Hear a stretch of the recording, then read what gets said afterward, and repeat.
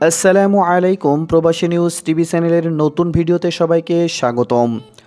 এই ভিডিওটি সকল কাতার প্রবাসী ভাই ও বোনদের জন্য অনেক গুরুত্বপূর্ণ, কারণ এই ভিডিওতে কাতারের মহামান্য বাংলাদেশের রাষ্ট্রদূত জনাব জসিমউদ্দিনের বক্তৃতা এবং আপনাদের করা প্রশ্নের মধ্যে কিছু গুরুত্বপূর্ণ প্রশ্নের উত্তর জানিয়ে দিব।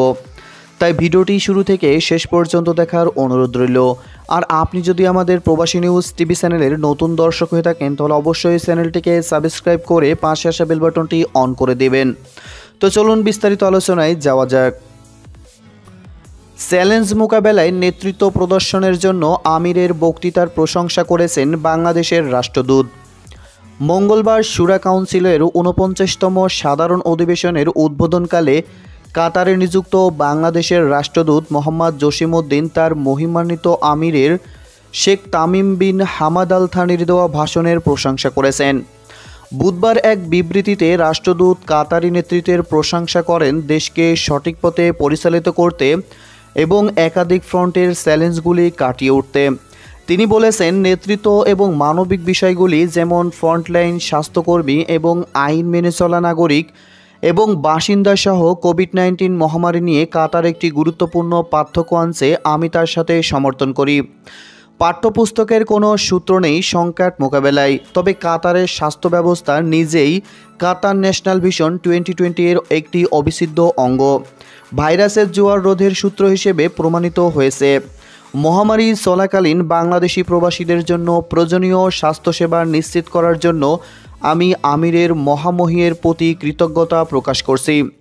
আমার মতে কোভিড-19 একটি স্বাস্থ্য সমস্যা নয়, নেতৃত্বের প্রজেক্টের জন্য একটি পরীক্ষার কেস, কারণ এটি উভয় মানুষকে রক্ষা করার সাথে জড়িত নাগরিক এবং বাসিন্দাদের অর্থনৈতিক সুস্বাস্থ্যের পাশাপাশি জীবনদান করে। রাষ্ট্রদূত আরও যোগ করেছেন, তার মহামাহিত আমির মহামারী থেকে উদ্যত চ্যালেঞ্জ মোকাবেলায় আন্তর্জাতিক সহযোগিতার প্রয়োজনীয়তার বিষয়টি যথাযথভাবে চিহ্নিত করেছেন, যা জলবায়ু পরিবর্তন, দারিদ্র্য ও সন্ত্রাসবাদের বিরুদ্ধে লড়াইসহ অন্যান্য বৈশ্বিক চ্যালেঞ্জের মুখোমুখি হওয়ার জন্য প্রাসঙ্গিক। বিশ্ব যেখানে ডিগ্লোবালাইজেশনের আখ্যানটি সাম্প্রতিক সময়ে কিছুটা প্রমাণ পেয়েছে, কাতার তার মহিমান্বিত আমিরের স্বপ্নদর্শী নেতৃত্বে বিশ্বের অন্যান্য অংশের সাথে যুক্ত থাকার মডেল হিসেবে দাঁড়িয়েছেন। তার উচ্চতা আমিরের বক্তব্য কাতারের অব্যাহত অগ্রগতি অর্জনের জন্য একটি দৃষ্টান্ত ভিত্তি স্থাপনের জন্য তার ব্যাপক দৃষ্টিভঙ্গির উপর দৃষ্টি নিবন্ধন করে এবং একই সাথে একজন দূরদৃষ্টি নেতার কাছ থেকে প্রত্যাশিত এটি আন্তর্জাতিক ইস্যুতে স্পর্শ করে। এটি তার জ্ঞানও প্রকাশ করে মহামারীর উপর সম্পূর্ণ জয়ের আগে আত্মতুষ্ট না হওয়ার মতবাদও তিনি প্রকাশ করেন। এবার আপনাদের করা কিছু গুরুত্বপূর্ণ প্রশ্নের মধ্যে কিছু উত্তর জানিয়ে দিব।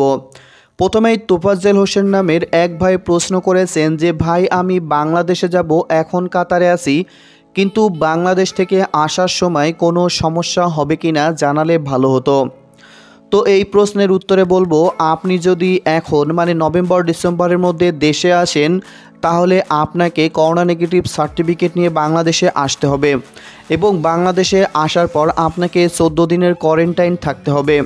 তারপর যখন আপনি কাতারে ফেরত যেতে চাইবেন, অর্থাৎ আপনি যদি আবার ডিসেম্বরের আগে কাতারে যেতে চান, তাহলে বাংলাদেশ থেকে করোনা নেগেটিভ সার্টিফিকেট নিয়ে এবং কাতারে পৌঁছানোর পর আপনাকে 14 দিনের কোয়ারেন্টাইন থাকতে হবে। আর যদি আপনি ডিসেম্বরের পরে যান, আর কাতার সরকার যদি কোয়ারেন্টাইনের মেয়াদ না বাড়ায়, তাহলে আপনাকে কোয়ারেন্টাইন থাকতে হবে না। আশা করি বিষয়টি বুঝতে পেরেছেন। এর বাদে আর কোনো সমস্যা হবে না আশা করা যায়।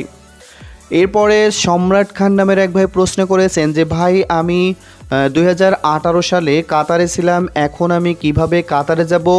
তো আমি পুলিশের বাধা পেয়েছিলাম। আচ্ছা, সম্রাট ভাইকে বলতে চাই যে, ভাই আপনি যদি পুলিশের বাধা পান আর যদি আপনি কোনো সমস্যা করে থাকেন তাহলে সেই সমস্যাকে সমাধান করেন।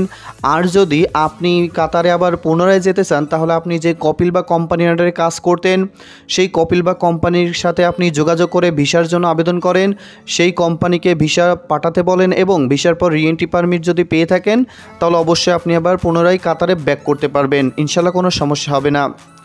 তো বন্ধুরা, এই ছিল আজকের মতো ভিডিও। তো ভিডিওটি যদি ভালো লাগে তাহলে অবশ্যই একটি লাইক করে দেবেন। আর আপনি যদি আমাদের কাতার প্রবাসী নিউজ টিভি চ্যানেলের নতুন দর্শক থাকেন তাহলে অবশ্যই চ্যানেলটিকে সাবস্ক্রাইব করে পাশে আসা বেল বাটনটি অন করে দেবেন।